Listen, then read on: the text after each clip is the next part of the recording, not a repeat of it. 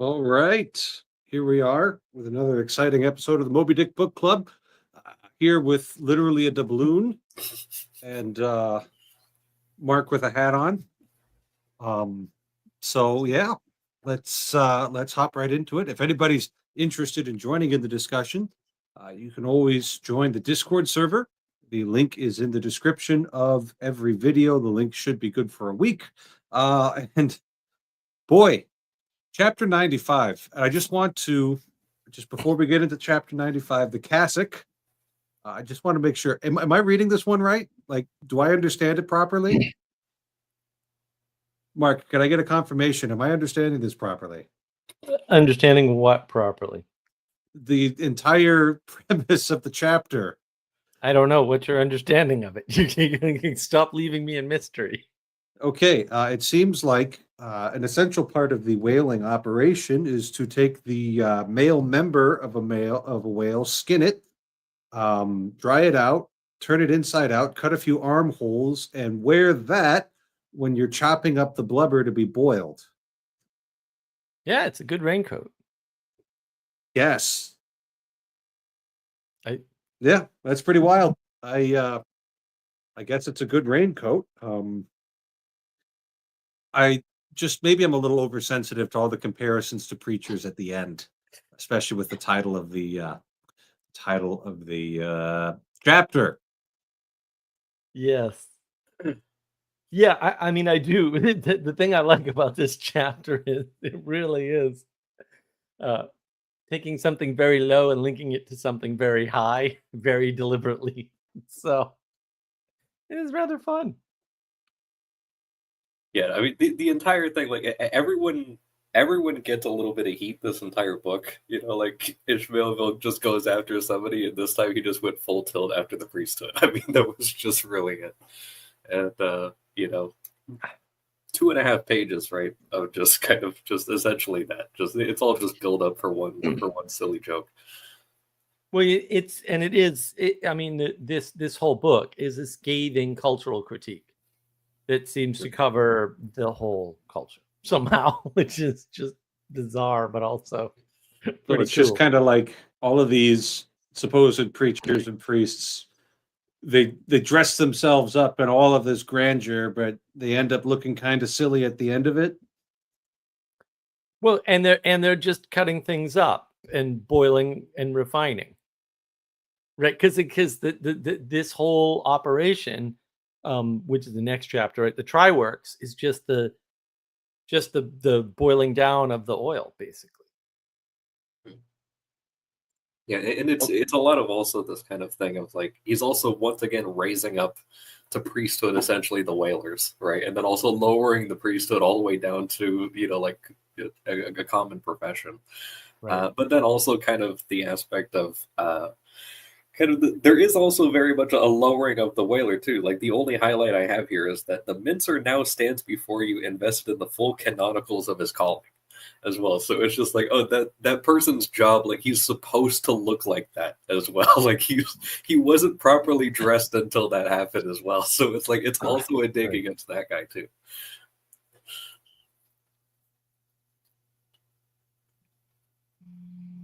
My wool cassock is good enough for me. I'll keep on wearing that one. Yeah, don't switch out the fashion based on Ishmaelville's outdated 1850s ideals. I won't. Don't you worry about it. Really not that big of a threat. Well, I'm just, it's more for the audience, Father. It's more for the audience. Well, that's just a short little chapter, and yeah, now we've got the Try-Works here. Unless you've got more to talk about, but here we got 96, and these were basically floating factories, whaling ships were, and so Ishmaelville gives us a pretty interesting description of the brick furnace that they have right in the middle of it. They've got two big kettles. It's fed by a fire underneath it, and then except for the initial fire, it's also fed from whale blubber, which apparently smells just fabulous to have burned night and day. And Yeah, Ishmael was for some reason given the task of piloting the ship in the middle of the night, which sounds like a mistake to me. And he gets into kind of a trance, maybe based on the smoke, maybe just based on his own personal temperament of seeing the harpooneers, the wild harpooneers, feeding the fire with all of the little bits of whale blubber uh, that they feed it with, and kind of having like a vision of hell. Basically, that's what I literally wrote down in my notes. And then yeah, he seems to fall asleep, turns himself around 180 degrees, wakes up, doesn't know where he is, and barely grabs the steering wheel The helm. to the helm. There we go. I'm about as far away as you can get from an ocean in North America, so you just need to take it easy on me. And yeah, barely saves the entire boat from capsizing. Um, Yeah, so this was just a really interesting feeling. He sees kind of those satanic mills right there in the middle of their ship, and that's kind of what their whole ship is built around. Um, and the coolest engineering detail I thought was that they actually have water, like a channel of water, running in between the wooden boards of the ship and the bricks to prevent the fire from spreading, or probably even the wood from drying out. So that's just some fun engineering there. Yeah, these are real marvels of their time, right? And so Industrial Revolution Part 2 is apt.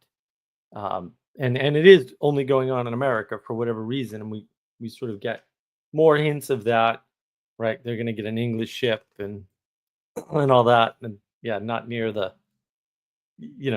they're much more lax. Let's just say that, and a lot of the success is built around the quote hard work, and this is where the Protestant work ethic idea comes from. Although I would vehemently fight that idea on many fronts. But the idea of this factory ship and the try works is in the middle of the boat. So there's the least amount of splashing, at least this way to this way, which is the real danger, right? The boat's longer front to back.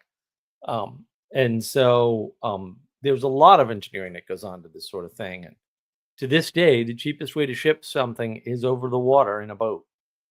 It doesn't matter what fuel you're using, pound for pound, right? And if it's a liquid, then it's pipelines. But for everything else, it's trains, right? Which is why you should never put people on trains, because you can never make your money back, unless you put them there with cargo. Then it makes sense again, right? So so this is this is a revolution in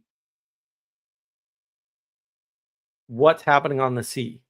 Before this, it's just transport, and now it's factory. And so they're going out, they're getting raw goods from the sea, refining them at sea, and returning with something hugely valuable. And in a normal commercial process, that would be full of middlemen, right? And because you get the raw good, you take it somewhere, right? Like beaver pelts is a good one, right? Get a bunch of independent beavering guys. They do the beavering, right? Maybe some of them do the butchering of the beavers and stuff, but you still got to take that somewhere. There's a gland in the beaver that can be turned into perfume. It used to be worth a lot of money. Now it's about $40. I only know this because I have a beaver, and I was like, how profitable is catching a beaver instead of just killing him? And then I was like, not worth it. Okay, fair. Catching beavers is a lot of work. It's very hard, and your odds of success are very low. But with the boat, we've already got the refined stuff. We land at port, and there's no middleman. Like the refined oil is ready to go. I was just And we got Oh, go ahead. that hellish bit in the middle there. It's but that wasn't an uncommon sentiment at the time. I made the little reference there to Jerusalem, written by some English poet whose name I cannot at the moment remember, talking William about the Blake. dark. Yeah, Blake. Yeah. Um, No, Kevin forfend. We remember William Blake. Look, I'm weak there. I'll admit it. But yeah, he talks about the dark satanic mills, and that was really like Mm. that was a common, theme in the literature of the time. Is all of this city was being built up, these factories were being built up. There were no government regulations on waste or pollution, to my knowledge. I could be wrong about Right. that, but No, there that weren't. seems to be a relatively recent phenomenon. And yeah, so these factories were just very ugly places. There was also a big inspiration for the end of the Return of the King by Lord of the Rings. Tolkien seeing these places he had known as a kid kind of being converted into factory work, and that was something that was happening in the Shire. Was all getting converted to factory work. So there's something about a certain attitude of use towards things. Like we do have to use things. That's inevitable there. But like the sort of consumptive, destructive um, attitudes, like everybody immediately thinks of Dante and hell and fire Mhm. and ugliness, and like that's the immediate connection that they all draw to that. And it doesn't seem like, with all that you were talking about, the wonders of, midwater industrialization. There's no landscape to destroy, but it still has this hellish appearance to Ishmaelville here. Yeah, I think there's I mean I like the imagery that he had there, and also kind of like the Tartarian shapes of the harpooneers, who are, of course, they're harpooneers, but they're also put to work stoking the fire and everything, which makes sense. Like you would probably repurpose them for those purposes, but also the fact that like they put the least aware person at the helm inhaling smoke, and like responsible over something that he even admits like he He could. shouldn't be. The helm's at the back of the ship, right? So the wind should be at his back, pushing forward. All the smoke should be going forward over the front. Hmm. Yeah. Yeah. No, look, that was a detail that I read in Wind the behind Voyage of you. the Dawn. Right. So the ship is moving this way. So anything that comes up from the ship goes back. That was a detail I remember from the Voyage of the Dawn Treader by C.S. Lewis, who said that on any ship you put smelly things as far forward as you can, so it would get blown off by the wind. But Yeah, unless you're before it thinking, gets to you, yeah, because you're sailing into it. Like you're sailing towards the front of your ship. Everything in front of you, you're sailing into. but you can't go faster than the wind that's blowing you. Well, actually, technically you can, but that's not this live stream. Okay. This video's on the internet about this. You actually can. You can in a boat too. You can in a sailboat. Actually, they've done it. You might even be able to in that boat, but you're still sailing into things, right? It's like fog banks are in front of you and you sail into them. Like that happens. Also, depending upon the weather. So I was burning yesterday while we were on the other book club. I was actually burning. I'm like, yeah, I'm gonna burn stuff. And a bunch of most of the smoke goes straight up, right? A bunch of the smoke went straight down and over the pond, and it looked gorgeous. I was like, ooh, this looks cool. It's caustic smoke from burning leaves, but whatever, it looks great. So yeah, a lot of different things things can happen there, but I mean, it's important to note too, because we actually, well, the United States has a huge problem with this. So you look at like Dickens, right, and these other English authors that wrote that way about these fiery furnaces, right? And then you think about William Blake, and then this, 1800s literary trend, and then Tolkien, and you think how far apart that is. Seems to be a process that keeps happening no matter what. It's like, and it's like, yes, yes, it is, right? But that didn't happen to that extent in the United States anywhere ever. And we are still pretending like we had British orphanages and British factories, and we never did. And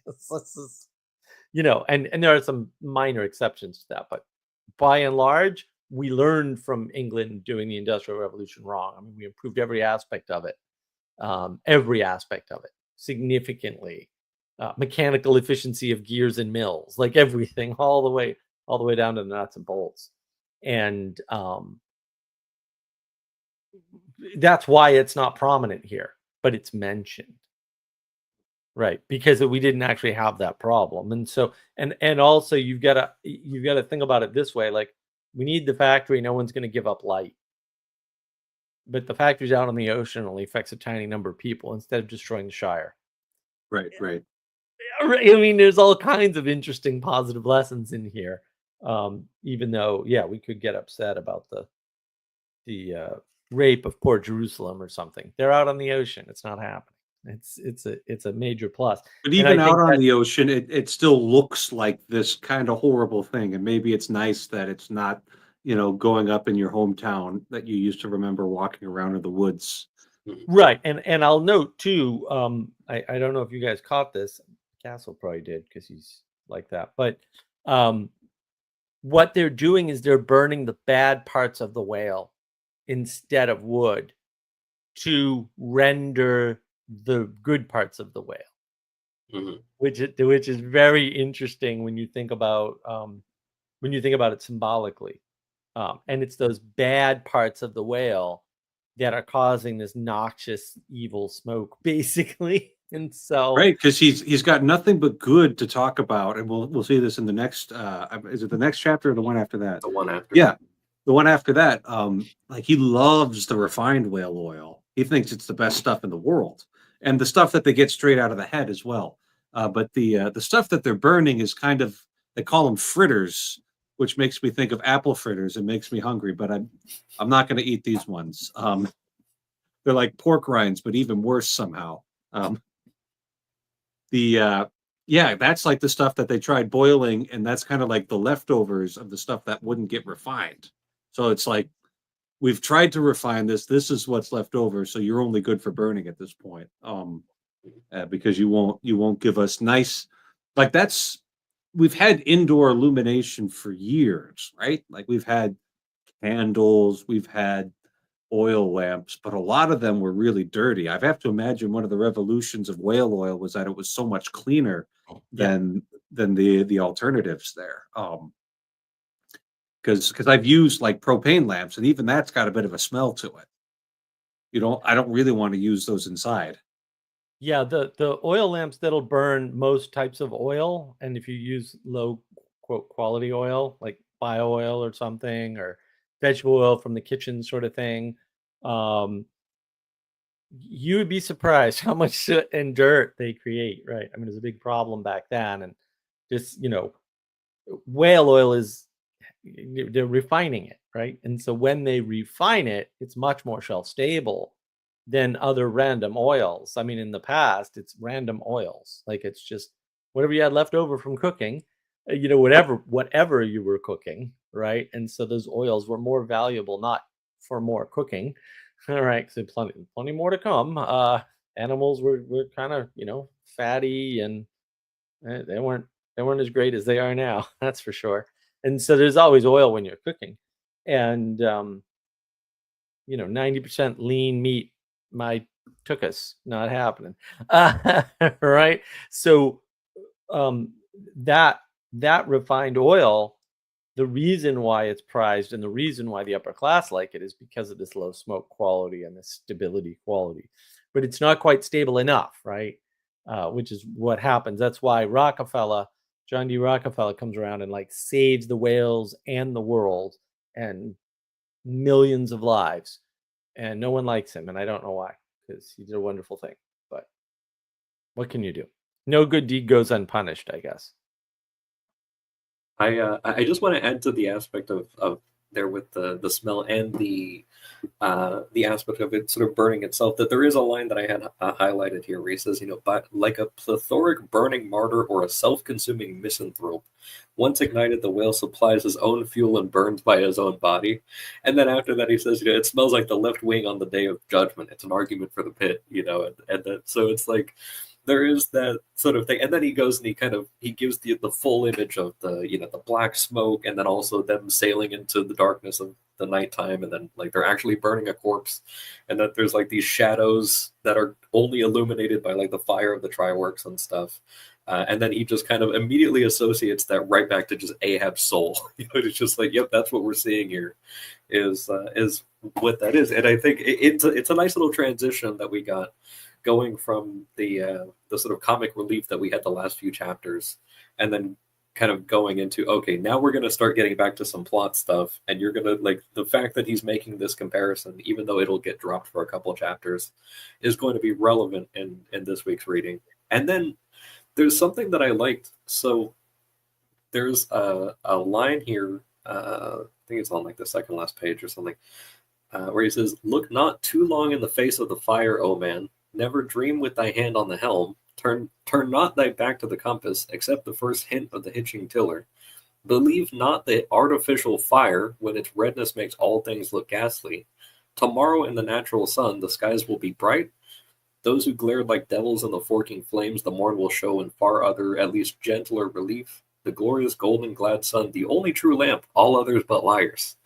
And I was like, oh, that's an interesting one that could probably be dug into. But I also found this, like, in my own experience, I guess, recently, that by any lighting outside of, like, natural lighting outside during the day, like, my vision gets considerably worse. My vision outside is actually perfect. And as soon as I walk into, like, a grocery store with, like, halogen lighting or something like that, my vision becomes trash. And it's, like, it's really weird because I'm not nearsighted or farsighted once I step outside into the day, but as soon as I get inside, I'm nearsighted. And like just everything beyond like 20 or 30 feet starts getting blurry for me if there's an artificial light. It's the weirdest thing. And I was like, oh yeah, I can totally relate to this. But it's like, but he Haskell wasn't has not reconciled himself to modernity. I have not. I refuse. Good. Excellent. Keep up the great work. I need I to support this. I need to run everything on whale oil now. I don't think the whale oil is going to save you. That's it's modern enough as it is. Yeah, and then right after that, nevertheless, the sun hides not Virginia's dismal swamp, nor Rome's accursed Campania, nor wide Sahara, nor all the millions of miles of deserts and griefs beneath the moon. So it's like, yeah, the sunlight's going to help you see things, and it's going to help you see everything, whether you like it or not. Yeah. And then, there's some biblical references. The Ecclesiastes reference is pretty cool. By the way, if you haven't been to the Dismal Swamp, the Great Dismal Swamp, I didn't visit for long, but I was there. It was pretty wild. It's an experience. How big is it? Nice. It's good size. I think it's in two states. It's pretty two big states, Virginia and North Carolina, if I remember correctly. Yeah, it's pretty good size. It's and nobody's bothered to drain it yet, huh? They aren't going to, thankfully. You wouldn't dare. It's like one of the worst places to like be and work in. And actually, there's a lot of houses butting up against it nowadays. But yeah, no, it's part of the Chesapeake Bay and the Pamlico Sound stuff, so it's not going anywhere. That's all super protected. But this idea of talking about Ecclesiastes, all his vanity, and then he puts in caps all. It's like, yes. That was fantastic. And then he goes into Solomon, and it's really interesting. But he ends with the eagle. Yeah, and there's this image of like, the high eagle up in the mountains will dive into a dark gorge and come out again. But even when the eagle's in the gorge in the mountains, it's still higher than the highest birds in the plains there. Right.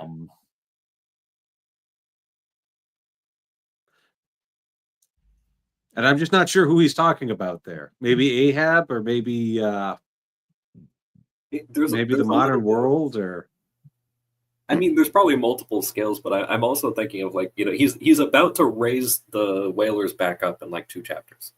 And like, so he just lowered them basically to like demonic figures, like in the dark. And then he's going to kind of change things over. Like there was going to be a transition in the next chapter, and then it's going to be completely flipped in the one after that. So I wonder if he's kind of doing this thing of like being sown in disgrace and then kind of like the refinement after that, but then also this thing of like, okay, as disgraceful as this is, it's still better than everybody else at their best, which seems like something he would do. Well, and he's mentioning Cowper, Young, Pascal, and Rousseau. I would imagine Cowper and Young are religious figures. Oh, it's in my book. It's in my book. Pascal But it's in the and worst place Rousseau in my book. are obviously well-known so-called modern quote philosophers, which there's no such thing as. William Cowper and Edward Young were English poets. All were at times given to somber meditation. So that's what the footnoter of my edition links together, is that all of the Cowper, Young, Pascal, and Rousseau were all given to somber meditation, but Rabelais was a comic poet, and the only reason I know anything about him is because of the band Gentle Giant, but who wrote songs based on Rabelais' works. Oh, really? Is that what they were writing about? Interesting. Okay. Well, some of their stuff, yeah. Yeah. That's like Rush and Ayn Rand, yeah. And similar. But they're poor devils of all sick men. So he calls them sick men and poor devils, the poorest of the devils for it. Yes. Can confirm. Certainly with Rousseau, also with Pascal. I don't know this Cowper and Young clowns, but I believe him. They were height of romantic movement, I think. So. Oh, so this is more trashing of the romantic. Oh, that totally makes sense. That makes way more sense. Okay. And especially specifically the flavor of romanticism that's like, it's been raining for 4 days straight. I haven't smiled in 2 weeks. The fire's gone out in the pit. I'm so happy.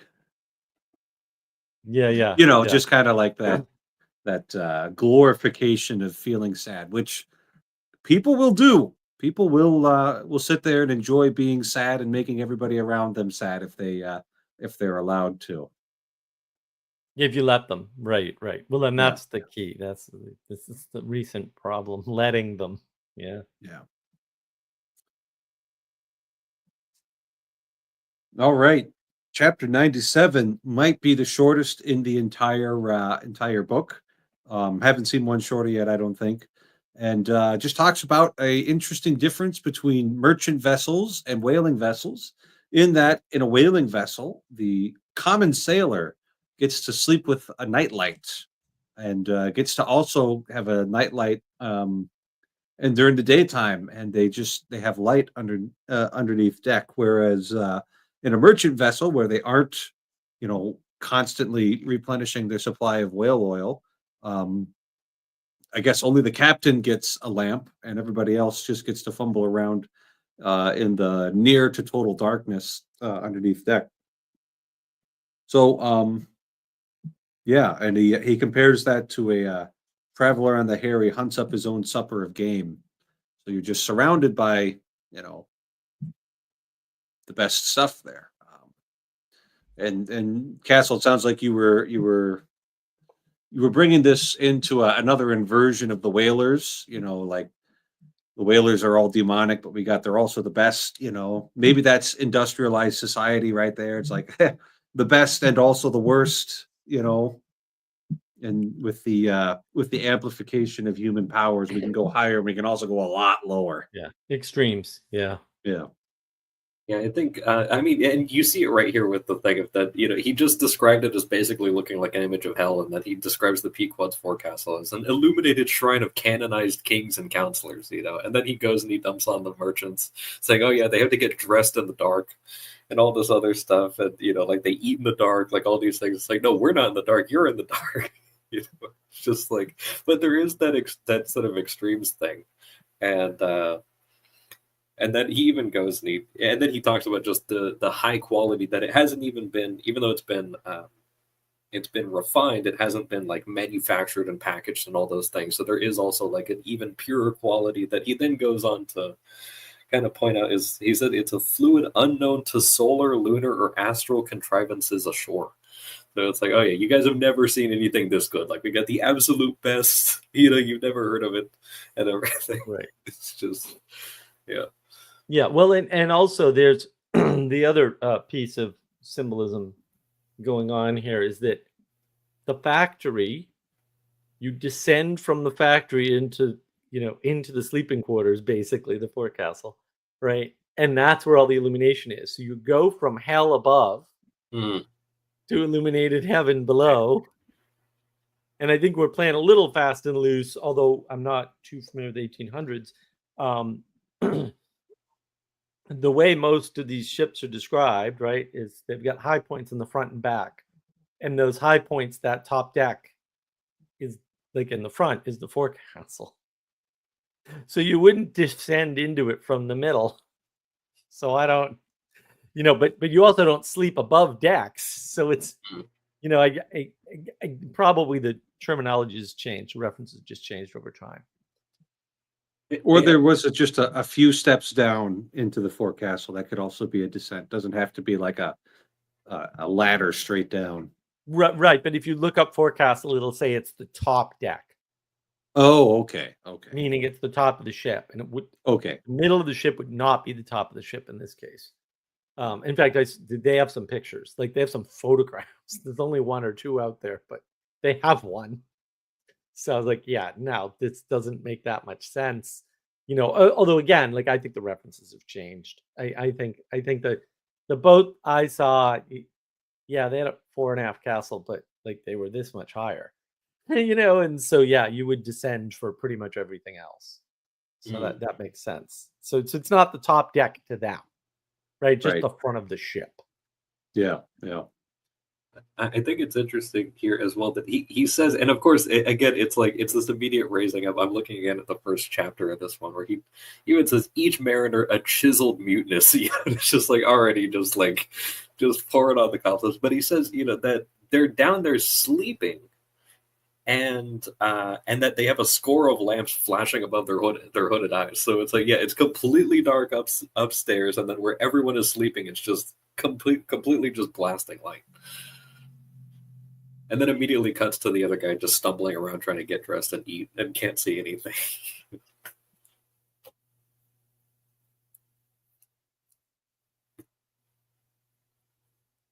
All right. Well, that's a lot of discussion for a shorter chapter. But now this next one's very interesting. The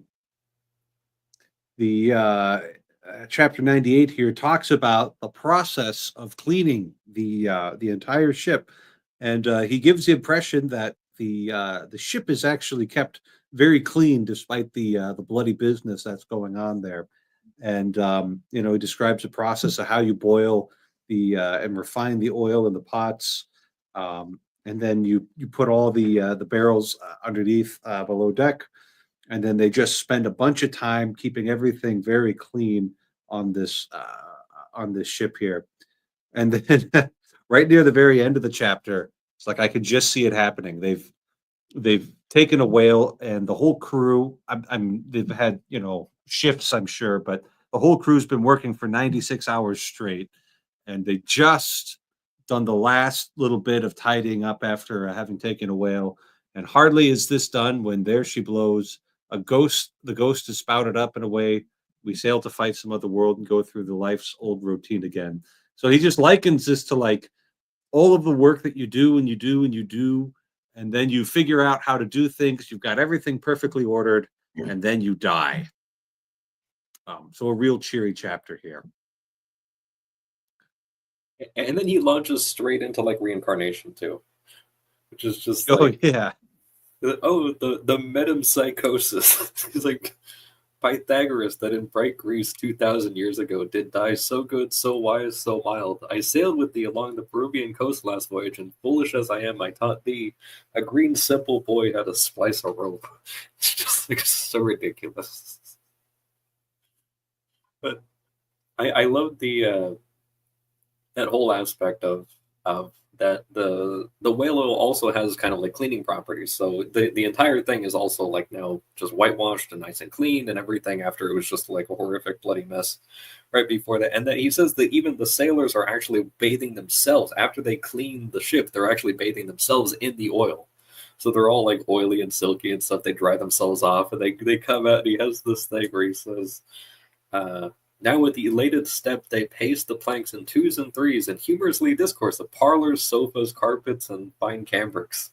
And he goes on a little bit. He's like, you mention all of the horrific things that happen. He's, they know not the thing you distantly allude to. Away and bring us napkins, and then immediately called back to work. Matt here in the comments says this book hits different after my first deer hunt, and having just killed a deer a few weeks ago, it's like, yeah, it's bloody business there. Blood and guts and fat and who knows what else to bring home a little bit of venison. So, yeah, just imagine that, but 300 times bigger. But then you just take a bath in the oil and you'll be fine. Well, there's no oil in deer, at least not enough to be worth considering. Well, nobody thought there was anything in the sperm whale's head until they looked. Yeah.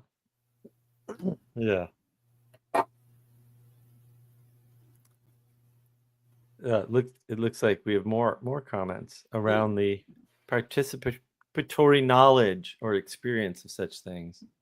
Yeah, you should have trapped that beaver anyway, just so you'd get a sense of what's going on here. The Probably beavers are viscerality, smart. the viscerality. It's really hard, apparently, and you only get one shot. If you don't get them, you're never going to get them because they're smart or something. I mean, they can build more dams than I can, so they better be smart. They're destroying mine. Freaking dopey beaver, completely ruining it, undermining the whole thing. Dumbass. Why God gave us the 22 center fire. No, my buddy was Anyway. trying arrows, but he hasn't found it yet. I said, well, just come over and scare him out of the hut, then go get him. Yeah, probably again you get one shot. Speaking of one shot, there is every sailor on the Pequod has one shot at the gold doubloon that Ahab posted those many chapters ago, and I think there's just a line here that that kind of explains this chapter, but we'll get to that later. Ahab looks at the doubloon. He sees kind of the peaks. So basically, this gold coin, this fine gold coin, it might have been a solid ounce of gold, I think, has 3 peaks on it, and also the signs of the zodiac printed all around the edge of the coin. Does that sound right? Did I remember that correctly? I don't know how else to make sense of this chapter if that's not what the doubloon was described. That's the description, but there's a couple descriptions going on because apparently there's doubloons minted in different places. Right. And they have different writing. Yeah. And this one's South American, I think. It's Ecuadorian, República del Ecuador, Quito. Yeah, and it's got palms, alpacas, and volcanoes, and like mountain peaks below, and then there's the stars with the zodiacs above it, I think. Yeah. So we get a whole procession of people examining the doubloon and vocalizing their thoughts about the doubloon, which is, I guess, something that could technically happen, but it's rather fanciful, but still a really interesting chapter here. So Ahab looks at the doubloon and he says, yes, the peaks are Ahab, the grand and lofty towers, the firm tower, that is Ahab, the volcano, that is Ahab, the courageous, the undoubted, and victorious fowl, that too is Ahab. All are Ahab. Okay. That explains a lot, actually. And it'll explain even more when we get to our next chapter here. Then Starbuck, who we're going to hear more about Starbuck in the coming chapters here near the end of this book. He starts to play a more prominent role. The first mate, he looks sadly at the doubloon. He says the sun and the stars shine up on the heights. but oftentimes the light doesn't reach down into the gloomy valleys, and we just have to accept this is our lot in life. Stubb is the one who observes both Ahab and Starbuck, and overhears their sayings. And he goes and he looks at it, and he traces out the whole of man's life based on the zodiac signs. Um, and yeah, basically goes through the entire year, and what do you got? There's yeah, read it yourself. You guys read it. And then he sits there and he wants to watch how everybody else looks at this zodiac. Flask looks at it and thinks that could buy 960 cigars, and that's all he really thinks about it. Who's M? Who was the one who looked at it afterwards? I don't remember. I can't read. The Manx man, the old English man. He looks at it and he conjures up a prophecy about Moby Dick and how they have to see him within the next month. Month and a day. Yeah. A month and a day. Yeah. And then it appears that, well, Stubb watches Queequeg, and he's trying to read his own, tattoos and interpret the doubloon like that. And he says he's confused, but we don't actually hear any confusion from Queequeg. So maybe there's some understanding there that we just don't get to see. Fidala worships the doubloon, and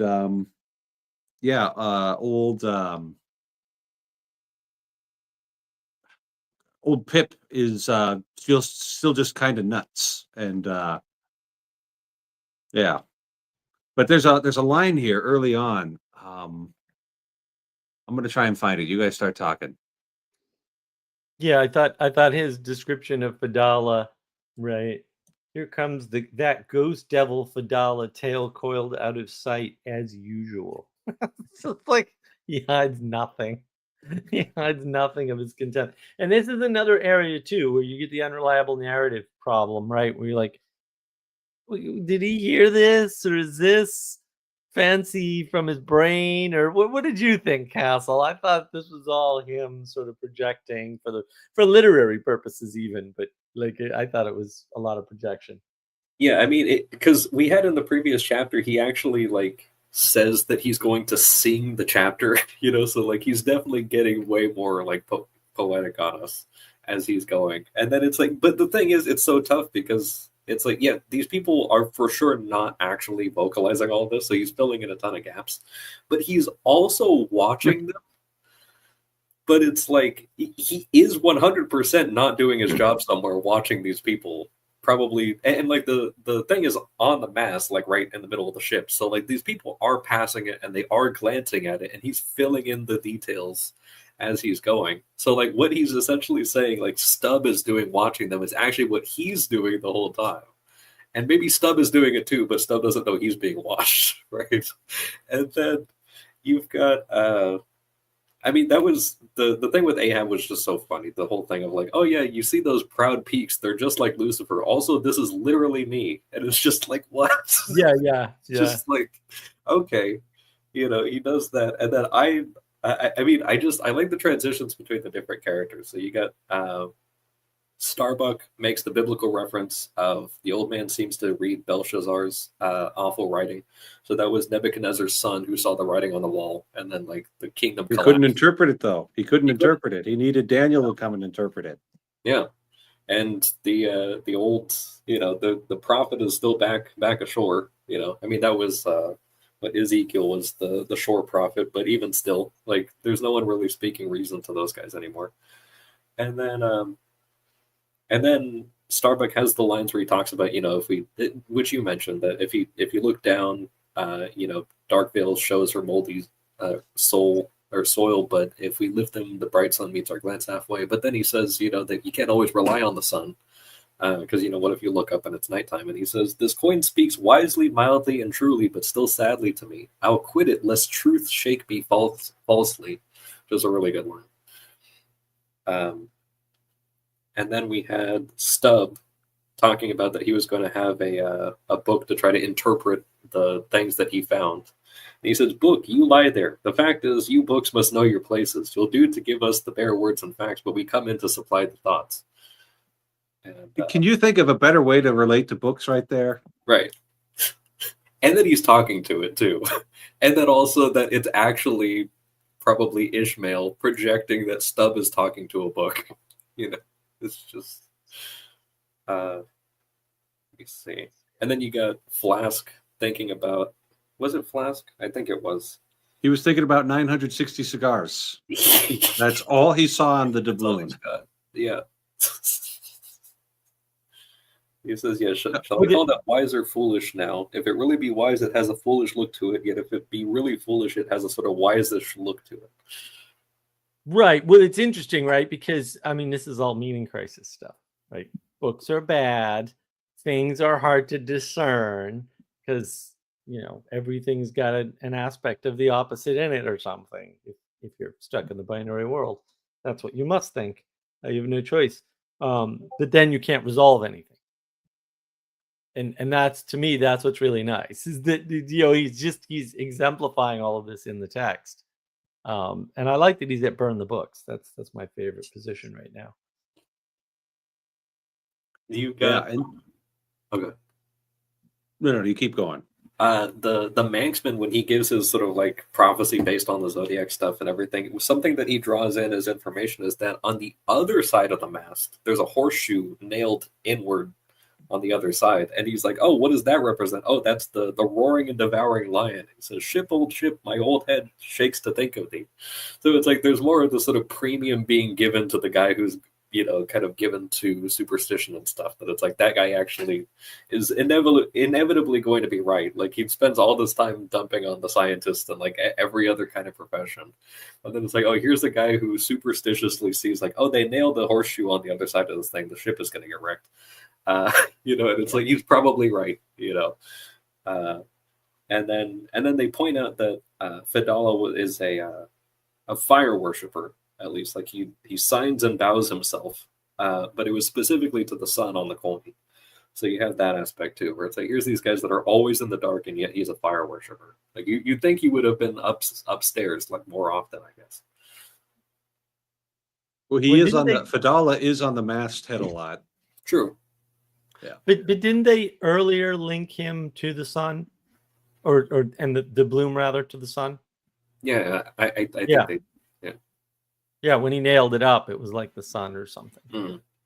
Yeah, so he's doing it again here, but not as a positive, I'd say. That's the interesting part. Here's a real interesting line here, and some certain significance lurks in all things, else all things are little worth, and the round world itself but an empty cipher, except to sell by the cartload, as they do hills about Boston to fill up some morass in the Milky Way. It's just this kind of interesting use of how everybody's looking at the same sort of symbol, the same sort of physical reality with the symbols on it, and is taking away different meanings from there. Right. If we're poking at this unreliable narrator thing, that's exactly what Ishmael's doing for us for this entire chapter there. If the way you're describing this is right, he's projecting what everybody would think about this onto that. And so that's what Ishmael's doing. That's what Melville's doing. And that's like kind of, if you're going to do any kind of writing with introspection, that's what you have to do. And the whole thing just seems a little bit slippery and loosey-goosey. So, right, and that's another critique of romanticism, right? Which again, the critique of reading texts like that, it's in the chat. I mean, ultimately, what he's doing is so clever. It's hard not to be in delight the whole time. Even the sad bit with Pip, where he just comes around and he's just muttering to himself. But Stubb is watching him and he's like, "Upon my soul, he's been studying Murray's grammar, improving his mind, poor fellow." He's like, and then at the end he's like, "I'm going to quit his vicinity. I can stand the rest, for they have plain wits, but he's too crazy witty for my sanity, so I leave him muttering." It's just there's a lot of good stuff in here. Like I love that we're getting a little more set and setting, I guess, of the actual like ship and what the people are up to, and like how they're kind of interacting with it and stuff. We've been away kind of getting a lot of like side stuff, which I enjoyed, but it's good to get kind of regrounded here.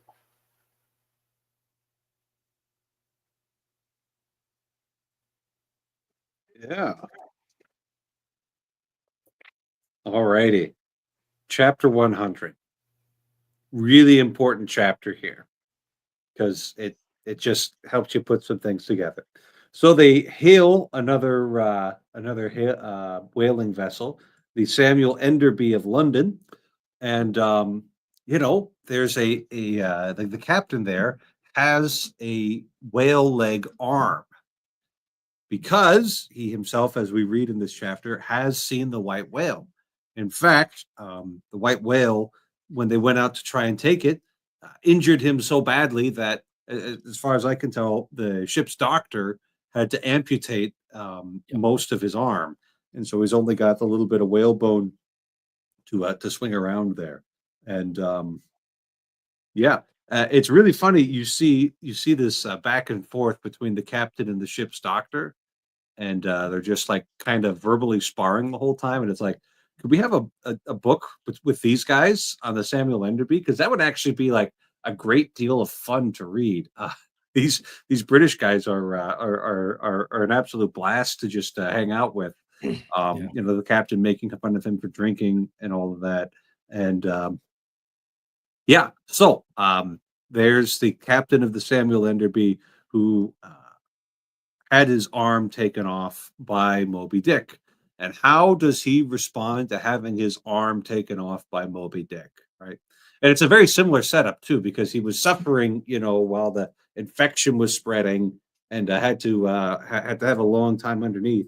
He just decides, oh, yeah, boy, that was a mistake. If I ever see the white whale again, I'm just going to give him some space right there. I don't need to have my vengeance. I've learned my lesson. Not going to do that again. Thanks, but no thanks. Right.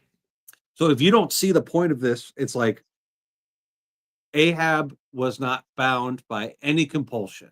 There isn't something magical about the white whale that causes you to become obsessed with revenge. That's a him thing.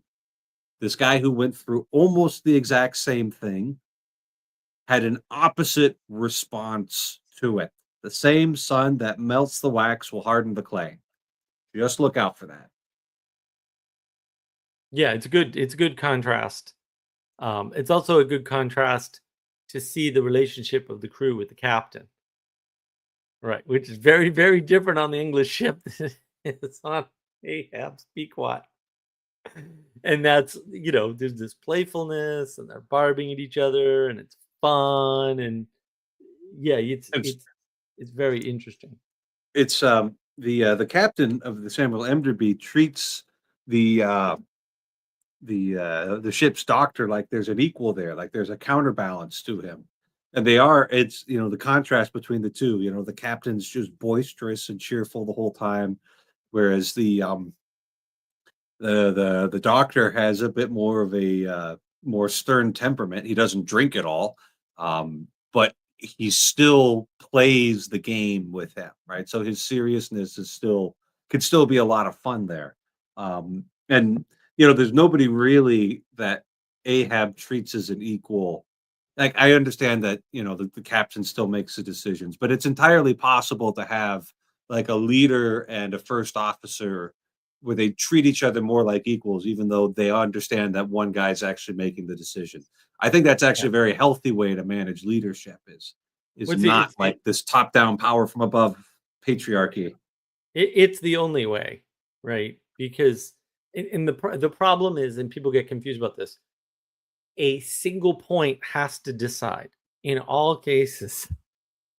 And that's why you have the hierarchy to determine who that single point is. Because it's not you can't make a decision any other way. And it's also why we get fooled into binary thinking. Like a single leader has a council advising them. Like you're going to see that everywhere. You're going to see it with the feudal kings. You're going to see it on a ship. You're going to, right? Because everyone see it in gets the diocese, the bishop. You know, I sit in the bishop's cabinet meetings. He takes Yeah. what we say seriously. I only Right. I mean, speak when there's something every to say. government has a cabinet. Yeah. Right? And this isn't that hard to understand, right? People reject it because it's, oh no, what does that mean? Who has the most power? And usually on a ship, the person with the most power was the navigator, not the captain. And those weren't often the same person at all for very good reasons. But people don't understand any of that. And then there are some exceptions. There's some famous captain navigators who are really good. But people don't understand that the power relations. Like all power is just a thing, and its locus is one person or one system, or it's never how that works.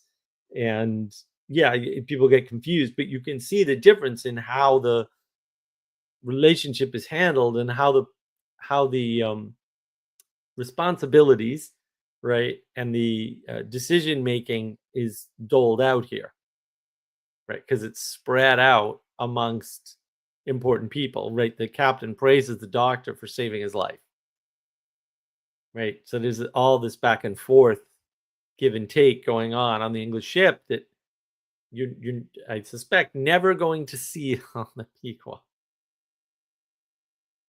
There's this aspect of like also the Pequod actively rejects medical help. Like what was her name, Aunt Charity? That she was the only person. Ginger. Yeah, that it's just like the only sort of remedy that they had for anything on the ship, essentially, outside of like alcohol and whatever sort of basics and stuff. Like they just outright reject all of that other stuff. Like this ship has a doctor. Like there is no doctor on the Pequod. And that there is that interesting thing that like there's technically 3 captains of the ship, but 2 of them are still ashore. Those are the only people that Ahab actually speaks to as equals. And then when he has his like sort of cabinet meetings with his mates, like they're all in silence, and he's like actually torturing them sort of with the silence, just like not even bothering letting them interact normally. So it's a very unhealthy relationship. And then you've got these guys who are like clearly there is a lot of help. And I was thinking about like the thing of that with the navigator a lot of times having like sometimes more authority than even the captain, because and thinking about that in light of like the Temple Grandin thing where she talks about the dominant animal in a herd is actually in the center, and that the authoritative animal is like the most exploratory one, like for better or worse, but usually for better, the one that actually approaches like the weird shadow on the ground or whatever, that is the reason why that herd is able to move at all. So it's sort of the navigator in that sense that is actually kind of keeping things moving. But and then you have this thing where it's like Ahab also is just like bad at human interaction. Like he first thing is always have you seen the white whale? And then he gets on the ship, and they have this whole thing where like the boat didn't have his special like peg leg hole, so he wasn't able to like keep himself straight. And then he goes, there's like the funny little thing where he's like, oh, let us shake bones together, an arm and a leg. So he like is standing there sticking his leg out for the other guy to like knock his arm against it. That's pretty funny, I think. It is. Like what are the odds both of the captains are going to be like that? I wouldn't think, to your point, the fact that he allows his obsession to just destroy any possibility of a normal decent interaction with another human being is definitely a bad sign, but that bit was kind of funny. That was funny, but it's like it's the only time he's actually interacted with somebody in like an actually humorous way, and it's not clear if the other captain actually did it either. I'm not they didn't really, I don't think it was actually said if there was a collision there. But yeah, I love the interaction between the doctor and the captain. The whole thing of like, the captain almost annoyingly like, messing with the straight man in the comedy duo, going, oh, I never drink water. It's just like impossible to get through the story of like him saving his life, And I think my favorite line of this whole chapter between those two actually was, Bunger, when you die, you ought to die in a pickle, you dog. You should be preserved for future ages, you rascal. Yeah. Fun. Who wouldn't want to be on that ship? Yeah, that's great. And Ishmael says that he actually does wind up hanging out with those guys much later. Like after the events of this book, like he winds up actually going back to that ship and has like a nice dinner with them. Yeah, no, the way time works in this book is very interesting because, you know, call me Ishmael. Some while ago, never mind how long. That's how the book opens, right? Yeah. And we get to this chapter 101, and we hear all about the Enderby Whaling Company out of London, and their fine pedigree. And even though they're English and they aren't quite as exalted as the American whalers, he'll give the respect where the respect is due. They've got a fine pedigree to their whaling vessel.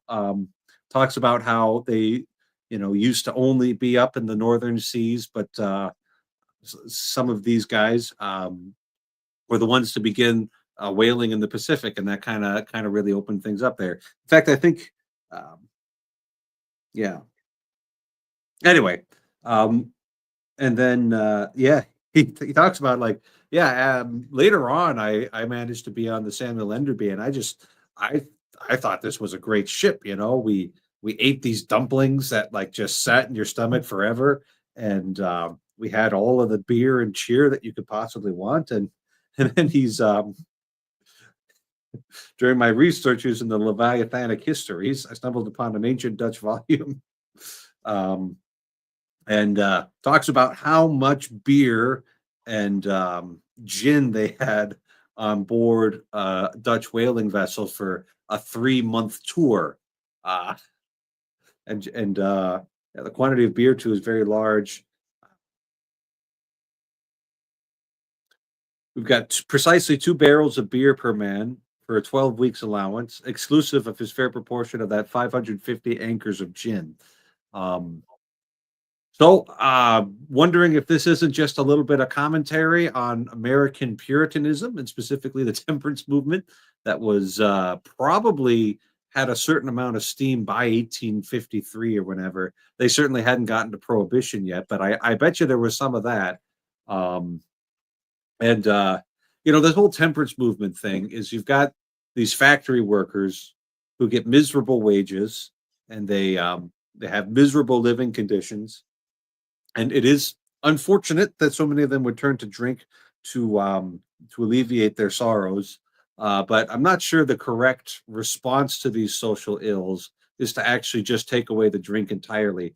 Maybe you could, you know, pay them a little more because the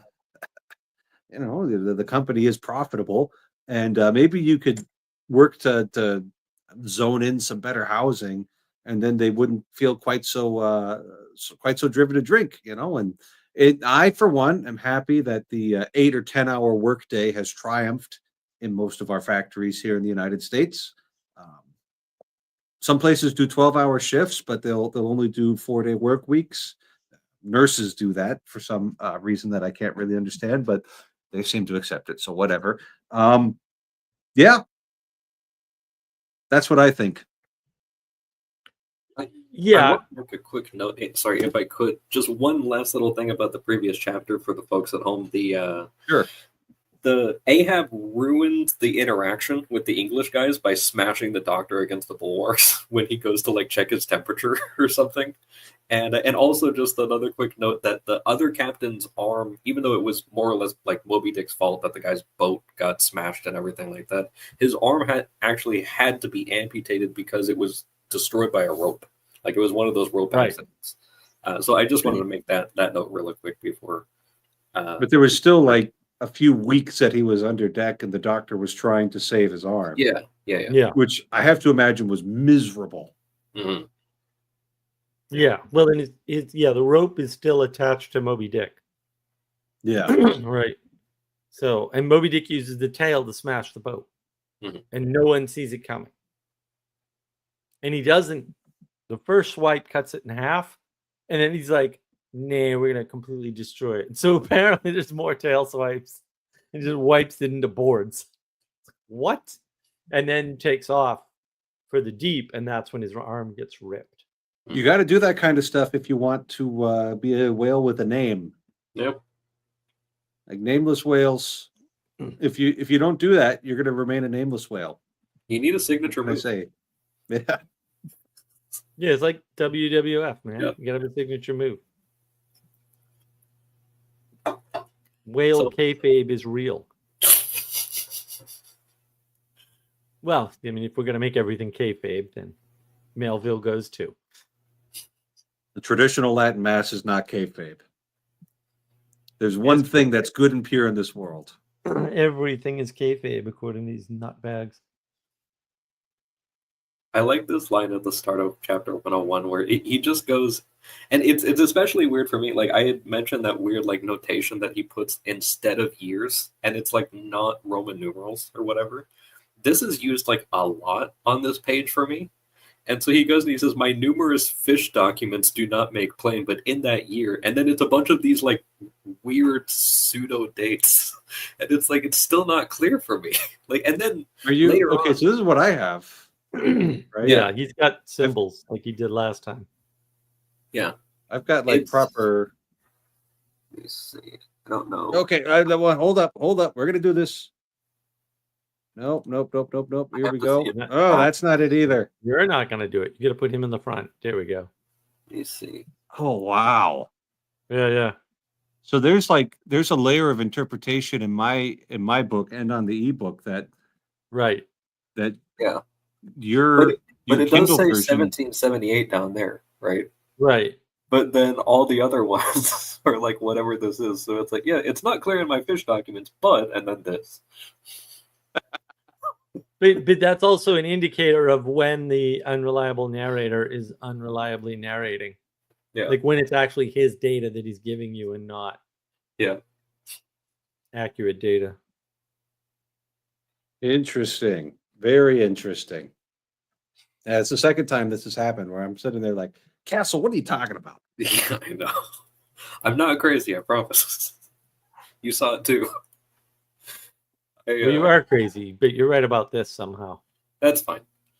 But yeah, I love some of these lines where he compliments the let me see, who are these guys? The sailors in the South Sea, and he says, a short life to them and a jolly death, And let me see. Oh yeah, this is where he was talking about being on that other ship and getting drunk with them, and that it was like swallowing billiard balls trying to eat the biscuits that they had.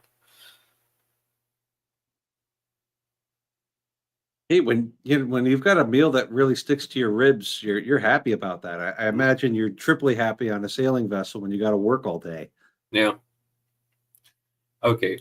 This genuinely made me laugh, just the absurdity of it. So he goes and he says he got the Dutch tome, right, with all of this information. And it's the production of one Fitz Swackhammer. And then he says, "But my friend Dr. Snodhead, a very learned man, professor of Low Dutch and High German in the College of Santa Claus and St. Potts, to whom I handed the work for translation, giving him a box of sperm candles for his trouble.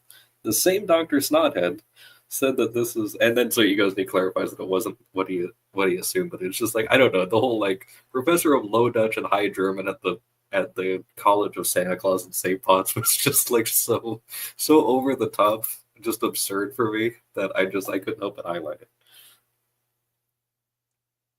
And that was a pretty good like Snodhead has got to be like a Charles Dickens names right there. Yeah. That's what it makes me think of. Mr. Perry Snodgrass, who's with the odd glass of special. Yeah. It's great. Most statistical tables are parchingly dry in the reading. Not so in the present case, however, where the reader is flooded with whole pipes, barrels, quarts, and gills of good gin and good cheer. That tells you what Ishmaelville thought of the temperance movement. I mean, the quantities are so insane for 30 men for 30 Yeah, men. no, 30 men for 12 weeks. Yeah. It's just like, oh yeah, 10,800 barrels of beer. Just, yeah, that's plenty. Like, Well, and there's a bunch of stuff in here that in the United States, they drank a lot more water than in Europe because the water sources in Europe were contaminated. Yeah. So beer was much more, and still is, right? And it's still a pub culture and all these things we don't have here for that reason. Wine with lunch. Yeah. Well, I mean, you can't drink water. So Well, that was Sure. the thing with, wasn't it like the Thames River where they thought it was cholera or something, but it was just that they had that it was just the sewage was leaking into the Thames, and then that was being brought up as drinking water or something. And That happened kind of all over the place. yeah, The first sort of separation, we'll say, of clean water and dirty water was in France, and immediately got perfected in Boston, Massachusetts, of course, for Beacon Hill, and it empties out in a place I think called Moon Bay, if I remember correctly, which is in Quincy, which is quite a ways away from Beacon Hill, actually, some miles, and that was a very new thing, and that's 1800s. That might be late 1800s, but I don't recall off the top of my brain. But this is more contrast, and for slightly more context, the temperance movement is a northern thing in the United States. It's the New England Puritans, because of this thing called private versus public Protestantism. And so the Northerners are public Protestants, right? They believe it's the state's duty to prevent you from drinking, right? And whereas the Southerners are like, if you get a drinking problem, that's between you and God, so we don't care, right? And that's roughly the difference. Colin Woodard talks about this in his great book American Nations, and you still see that now, right? You go to New England, you have a booze place or a porn shop or an adult store, whatever you want to call them. You're not allowed to advertise them anywhere. In many cases, you can't have signs. Come down south, get south of about Maryland, and they're advertising adult stores, strip clubs, and places to buy booze 150 miles down the road on the billboard signs on 95. There's no comparison. And then, of course, the irony is that if you live up north, you're going to hear, "Oh, those fundamentalists down south, they're pretty tough." And you come down here, and it's like, what? No, I they're remember not. somebody They telling don't seem me to care a at joke. all. Where there's sometimes like the Protestant churches inside of a strip mall or something, and it's just like, oh yeah, like literally bookended by like a liquor store and like a gentleman's club or something like that. It's just like, yeah, that's about as private as you can get. Right. And so all of those differences are being highlighted here. But I think primarily the difference between and again, we've seen this before. Sure, it's much more luxurious the way they do these things, and they're living in comfort and drinking lots of beer or whatever, but also they don't catch any whales. And they're not, there's no cities in England lighting the world. Right. And so they're just much less productive. Right. And that's sort of the cost for these things. And yeah, I You guess could have wine with lunch, but you're going to have an after lunch nap, and your afternoon won't be all that productive. Yeah. Right. And the temperance movement, I guess, gets radicalized right around this time, where it gets radicalized and the influence increases around the 1840s, according to Wikipedia, for whatever that's worth, although it's probably accurate on this. And he does say here that there is also kind of a difference that it's not the same for the guys south of the equator doing the fishing. That it's the far north guys that, yes, okay, you can show up for 3 months and drink, almost 11,000 barrels of beer or whatever, but like that agrees with your constitution because you're far up north, but down here you get sleepy, and then that itself will a grievous loss might ensue to Nantucket and New Bedford. Yeah, it wouldn't. The way they do it wouldn't be good for Nantucketers. Right. Yeah, that's actually a really good point. Yeah. Like, we can't do what they do. We shouldn't be trying to do what they do because they're in a different place. Mm-hmm. But when in Rome, have wine with lunch. Hey, vacation's a wonderful thing, and Europe's a wonderful place to vacation, unless you like service, in which case you're in for quite a shock. But it's still a wonderful place, even with the atrocious thing that they seem to think of calling service, which does not resemble anything that we would ever consider service in the United States. You like being greeted with friendly customer service with a smile, huh? Well, I like being able to order stuff and have it arrive. That would be I'm a real low bar person. I don't need you to be friendly about it, but I kind of have expectations that things will happen. And that is way too high for Europe. Way too high. Well, I got served every meal I ordered in Rome, so wondering where you ended up. But the Rome Romans is take better. they take great pride in their food, not only in its preparation but also in its service. And Hmm. waiting tables is a respectable and decent paying profession in the Eternal City. So try that next time. Basically, that's what I'm saying. You pay for it, I'll go. There's I'll go ahead. The October trip's full. I'm sorry. Next October? Yeah, next October. Yeah. Oh my goodness. Well, I am going to Italy next October. Oh, But the nice. trip is full. The Hmm. bus is full. They're not adding any more. So Hopefully sorry, we'll Mark. be done with the book by then. The bus to Italy. Yeah, that would be nice. I made an association between the last chapter, or sorry, the last paragraph of this chapter, and then a chapter that we had earlier. No, it probably not super significant, but it was that one that we pointed out with there's some significance lurks in all things, else all things are of little worth, and the round world itself is but an empty cipher except to sell by the cartload, like that line. Mhm.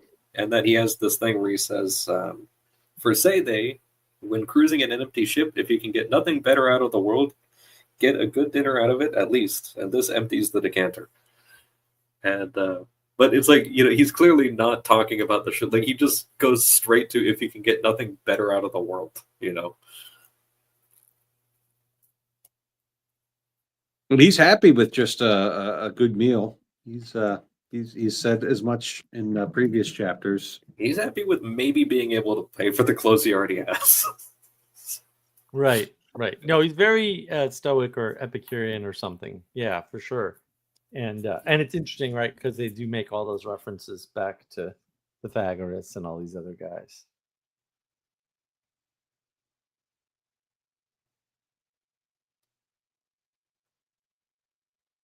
All right. Have we emptied the decanter? I have. Yeah, I mean, I think so. I mean, I think just for context again, I mean, a lot of this is contrast so that you can see the difference between different types of philosophies, right? The end of the Romantic movement, why it didn't work, and the difference between Europe and America at the time, which I would argue remains intact to this very Mhm. day. It's still much the same, and you can still see all this. So we're still in a sense struggling to integrate all this. This is why when people want shorter work weeks in the U.S., I'm like, I don't know what pair of numbers you're looking at, but that is not what you want. You do not want that. Uh, Complete economic collapse immediately. We have the right mix. There's a lot of data showing we have the right mix. 40-hour work week is like bang on. 40-hour work week with the option to work more, which they don't have in some countries, by the way, at all. So even if you want to work more and learn more and be better, you can't in places like Germany. So like kick you out of the building. So yeah, I mean it's a real issue. The differences aren't trivial, and I mean maybe some of this is just the romanticism didn't touch the United States, right? So it's good to note all of that because I think it's We important. couldn't get out of the elite circles in the United States. Yeah, well, but also, I have a video about this. I did with Adam, right? The Frontier of Ideas. What they're doing in the United States in the upper class is a shadow interpretation of what they think is happening in the upper class in Europe. Mhm. It's not like we're infested with romantic authors, right? So if you want to talk about LARPing, they're LARPing European aristocracy, which is very different from Voltaire and Rousseau and those idiots actually infecting your upper class, which is what happened in Europe, which is also why it collapsed, right? And the upper class lost. One way to look at it is the upper class lost faith in itself, and so is perfectly willing to self-suicide. And Europe's been suffering ever since. And I can die on that hill because I won't die. That's the Everest of points about Europe right there.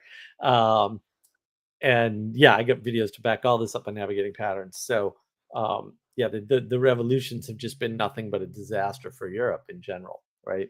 And that you can see that tension in this book, which again I find absolutely fascinating. Nobody talks about this, and I'm like, did you read it? Because I got questions. I get questions about your reading comprehension level if you're not drawing that out of this book. And fair enough, maybe it's hard, but also clearly we're not teaching these texts properly, and clearly they need to be taught. You're not going to get this on your own. There's no way you could get it on your own. I think there was something to the point of he really goes after a lot of the artists and the poets and stuff of Europe, but then he goes and he talks about specifically with the doubloon, where he talks about the imagery and everything that's done on that. He says is by passing through those fancy mints in Ecuador, that it's so Spanishly poetic, So then he goes and he elevates them, and I want to say, I don't know if this is totally right, but I think it was Ecuador actually that was doing really well after Spain settled there, and then the French philosophy got in, and they immediately had an entire collapse that's still going on, and it happened basically to the year. I think it was Ecuador. That's all of them.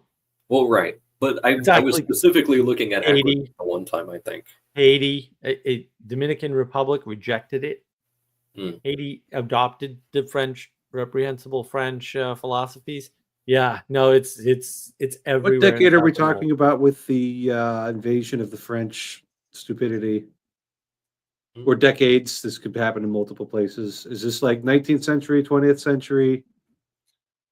I want to say it was early 20th century.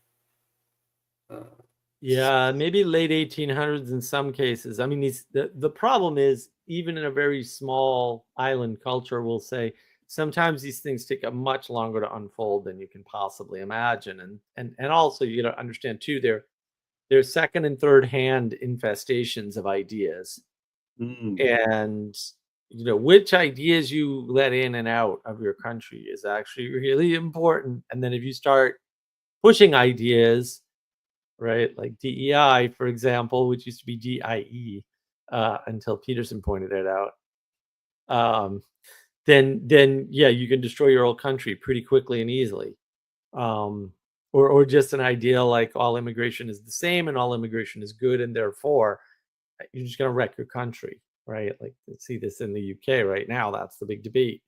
And of course it's going on in the US, but these ideas have been floating around for a long time, and because they haven't been highlighted as ridiculous failures correctly for long enough, people are adopting them, not realizing, no, we already know how that works. We already know that it doesn't work. We already know that it kills millions. And if we could just not do that again, that would be an upgrade, right? But everybody wants to be secular. And in secularity, all ideas become equal. And then you have to choose for yourself, which of course you're too stupid to do. You can't even read Moby Dick correctly. So, and the cycle sort of continues. And that to me was what's been most useful so far in the book. It's oh wow, this is something that was seen by Ishmaelville way back then, and if what Matt C said is correct, that he was also a lazy nerd, I think yeah, I mean maybe, but I mean, this is Moby Dick's autobiographical all over the place, for sure. But it's sort of hard to understand, at what layer of society are these ideas coming in? How do they propagate? How long does it take to propagate? Because they get modified towards the good and then modified back towards the great. They always collapse over time. And that's why you see them rise and fall. like all things, like rise into the cyclical nature. Read Ecclesiastes for more. Right, and then Mark, that was a Bible reference. I Good know. Well, job. we read Ecclesiastes while we were reading the Tao Te Ching, and it's the Huh? same book. I'm just going to tell you, it's the same book. One's divinely inspired, the other one isn't. So Same points. It's remarkable how they're actually just saying exactly the same thing. And everybody misses that too. Low reading Even a comprehension. blind squirrel can figure out all this vanity. Hopefully. all.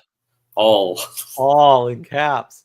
Right. So just keeping that context in mind that, yeah, I mean, I think the problem with the book, if there is a problem with the book, is he's writing on many levels of analysis, as Peterson would call them, or layers of reality. Right. And so there's a lot going on here that without a lot of context is very hard to see. And that's why I try to bring as much of the historical context. And I went all the way to New Bedford, guys, all the way there. Nice. All New the way Bedford there. Whaling Museum. Hopefully I can get Just- one of those fine hats. Just Go to right get next to my the Whaling SR-71 Museum. hat. It's a good one. Yeah, and add some context, which was delightful and worth every penny of the overpriced museum.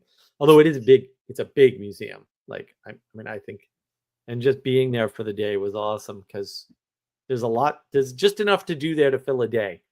Maybe 2. You could probably stretch it out over 2 days if you're slow. I just tend to be quick at everything. So I blow through museums in record time all the time. So yeah, I mean, and I think these last couple of chapters in particular are sort of one layer up and doing the global social commentary trick. This would be early culture war stuff if culture war were a real thing, which again I don't think it is, but that's okay. It's not that they're not pointing at something; they're not pointing at a culture war, in my opinion. I think to answer your question, Father Rick, it wasn't Ecuador, it was Uruguay that I was thinking of, and that Melville might have actually had access to that information because they apparently declared independence from Spain in 1811 and then were immediately conquered by Brazil. But I remember looking them up because I was like, why in the world are St. Philip and St. James the patron saints of Uruguay? And then I wound up going down this whole rabbit hole that they were before the independence and everything, that they declared independence and then they got annexed by Brazil and then they declared independence again. They had a war and then they had like at least one revolution and then they went full secular and that everything has been in decline since essentially. But like a good chunk of that would have happened actually before this book was written. Oh wow, okay, yeah, that's good context. Yeah, Brazil's a mess too for the same. Brazil is like everything wrong with planned economy systems. We're gonna build a new capital. It's gonna be great. They dump all this money in the new capital. No one uses it, and yeah, just nutty things happen in South America, which is still the op-ed of what would you call it? Liberation theology. Experimenting with ideas in general, like at a very high level, right? There's a lot of political and economic experiments that go on down there. And so everybody's always fighting for that region for their silly social experiment, which always ends badly for everybody, by the way, except the intellectuals who just fly back home to France or some goofy woke college in the United States or wherever the hell they're, whatever version of hell they flew out of, they fly back into, I guess.